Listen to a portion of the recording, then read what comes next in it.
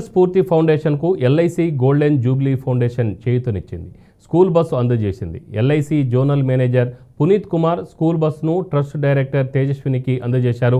LIC golden jubilee foundation 2006లో ఏర్పాటై విద్య, ఆరోగ్యాన్ని పునీత్ కుమార్ ప్రోత్సహిస్తోందన్నారు.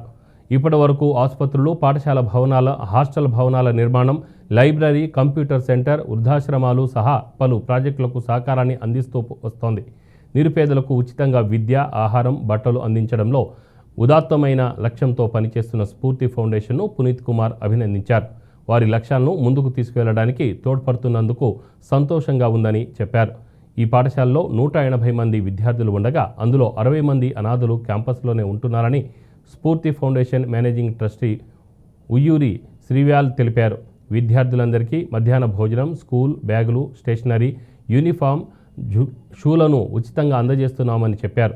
ఇప్పుడు ఎల్ఐసి గోల్డెన్ జూబ్లీ ఫౌండేషన్ ద్వారా పాఠశాల బస్సు అందింది కాబట్టి రవాణా సౌకర్యాన్ని కూడా ఉచితంగా అందిస్తామని తెలిపారు. ఈ కార్యక్రమంలో ఎల్ఐసికి చెందిన జీబీవి రామయ్య, జి మధుసూదన్తో పాటు ఇతర సీనియర్ అధికారులు పాల్గొన్నారు.